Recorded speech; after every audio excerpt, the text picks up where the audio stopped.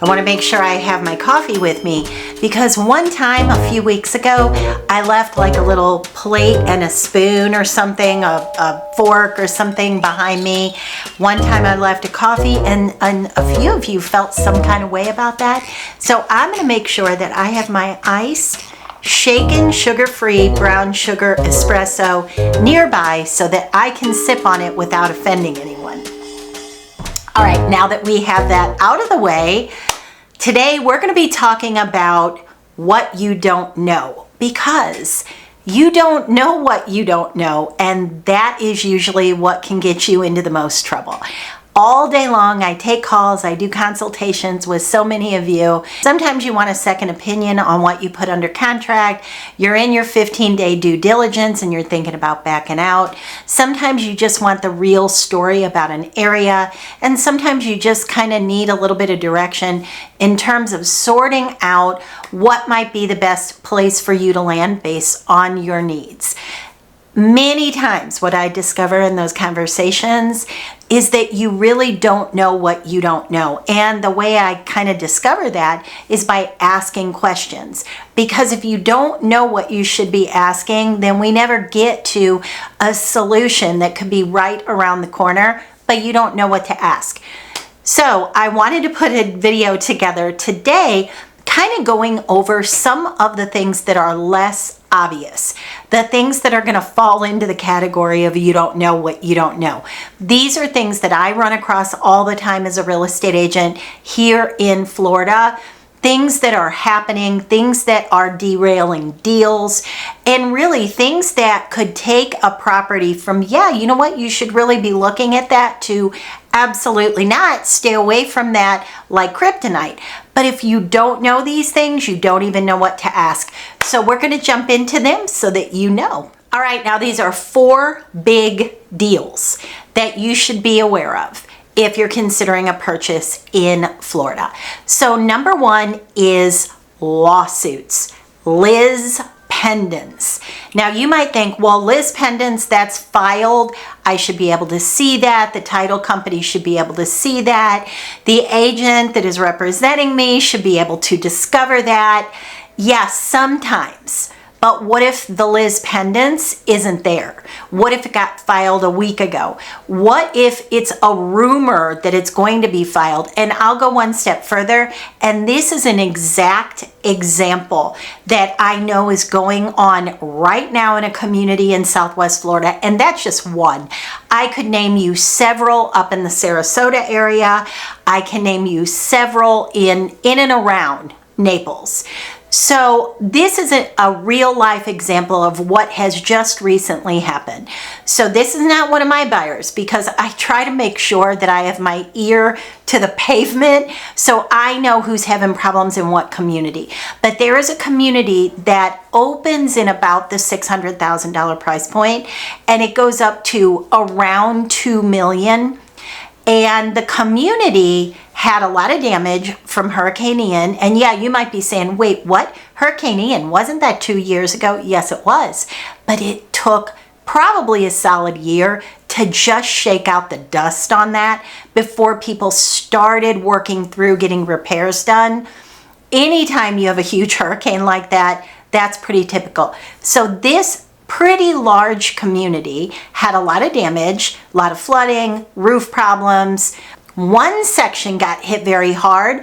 Another section with hundreds of units did not get hit very hard. So basically those buildings had almost no damage, and then this other section over here had a lot of damage. If you're familiar with Florida, a lot of times you can have one HOA, think about that as an umbrella, and then if you think about the umbrella segments, every segment, that could be a sub HOA.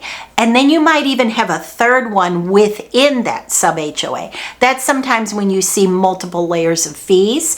So it's not uncommon to have one section get hit and another section not, because one section might have had impact resistant windows and doors, and this one over here didn't. All right, so Mr. and Mrs. Jones over here, they list their $800,000 condo. They get it under contract. They're super thrilled because nobody's selling, but they do. They are 3 weeks into their deal. They've already flown back up north. They live in New York. They've already flown back up north and they put something under contract because their buyer over here was cash. So a week or so before closing, their attorney calls and says, we have a big problem. There is a lawsuit filed against your unit.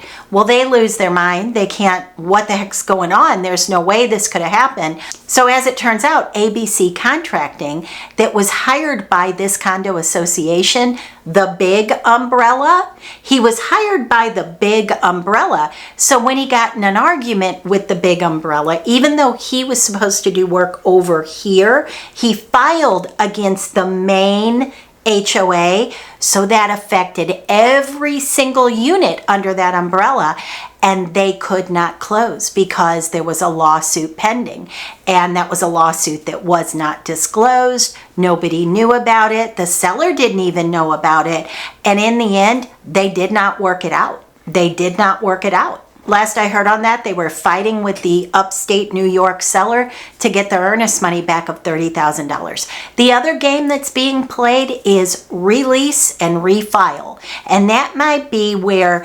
somebody talks the contractor into releasing the lien in order for them to close, because they kind of pull at their heartstrings and say, look, we didn't do this. This is something the HOA did. And they talk the general contractor into, we can't sell. And we're in our 70s and we can't sell because of that.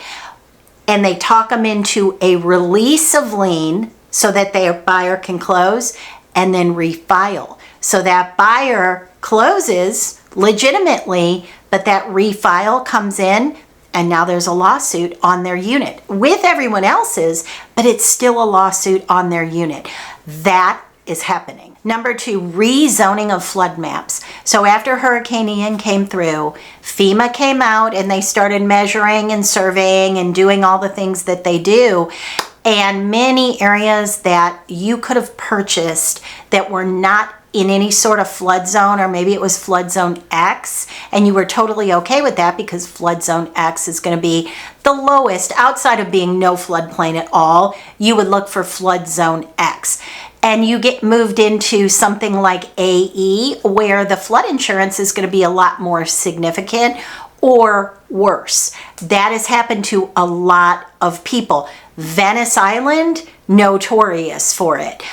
I can even think of some parts of Estero, Florida, that this has happened. Now, something like this is a little bit hard to catch, because if you go on FEMA and you look at the maps and you say, okay, I'm good, this shows that the house that I'm interested in is not in a flood zone. But they could have rezoned that a month ago and the maps aren't updated. So that one is tough. My suggestion, so what do you do to protect yourself in a situation like that? Well, there are a couple things that you can do outside of checking that map. And when you check that map, I would look if that one street or even that one house is the only one that's not in a floodplain and everything else around it is, chances that you're going to be affected by a flood, or worse yet, get rezoned into a flood zone, is pretty darn high. So you need to just kind of not be asleep at the wheel on that. If you think you lucked out because you're the only person that's not in a floodplain, that would be a false sense of security for you. So there's that. But the other thing you can do is ask if they have an elevation certificate, because that will at least give you where the ground is sitting, what the elevation is, and you can then bring that to an insurance agent who is going to say, we're going to need a new elevation certificate, but at least they can give you a gauge and they can start digging. So I would make it contingent upon adequate insurance. Build some verbiage in. We do have verbiage in the contract, but I like to add another layer on that, because you really can get stuck in that situation. Again, if you don't know what you don't know. Number 3, if you are buying something for ROI, for return on your investment, and part of your strategy is to rent or VRBO or HomeAway or something like that, you better make sure that there are not new rules in the county that are affecting that investment piece of property. I'll just use Northport as an example. They recently changed their rules. Cape Coral recently changed their rules. Really not that recent. It's been more than a year, but people don't know about them. So the moment that they decide to enforce those rules, if you didn't know, in Cape Coral, a lot of people think that because there are some, but there is almost no HOAs in Cape Coral. Like Sandoval would be an HOA, but most of Cape Coral is not. So a lot of people do nightly weekend rentals. And if you're on water and you've got a beautiful home with a big pool, you can do pretty well with something like that. Well, you're not supposed to do nightly rentals. They allow weekly rentals right now. And I have heard some rumors that that's going to go to monthly because so many people have been complaining. But weekly is what's on the books. And if they decide to call you on that, there's not a lot you can do. So there's very few parts of Collier County that you can do nightly rentals or even weekly rentals. I can think of a few, and there's a way for us to search. Any good agent will dig that up for you. If you call an agent and you say, I want to buy in Naples and my budget is $500,000 and I want to use VRBO or HomeAway and I want to rent nightly, and they say, oh sure, no problem, and they send you 50 properties, they may not know what they're doing, and you might end up in a bad situation when you move in and you can't rent but twice a year. So make sure that that's being double checked all the way up to the time of closing, because things are changing. Number 4, get familiar with planning and zoning, P&Z. You need to be aware of that. If you think that you are buying the only home that backs to an open field with a beautiful quarry back behind it and nothing is going to be built behind you, you are mistaken. If you are buying, let's just say out in East Estero, out way down Corkscrew, and you think that you have all this land and nothing's going to be developed around you, you better get familiar with planning and zoning. And they're pretty good about putting everything on their website. You can always make a call to them. You can always call the Chamber of Commerce, but things are being built all the time.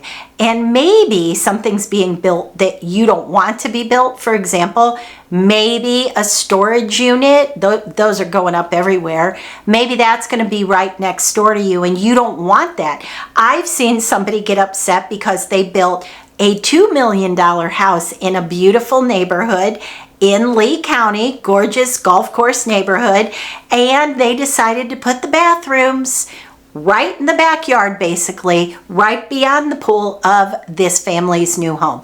So you have to know these things. You really do. And these are things that sometimes you may not think about because it doesn't affect you coming from where you're coming from, but here in Florida, it's going to affect you. So I hope you found those helpful. Let me know down in comments if there's anything I didn't mention that you thought of or any horror stories you know of out there. And I will see you in the next couple days for another video.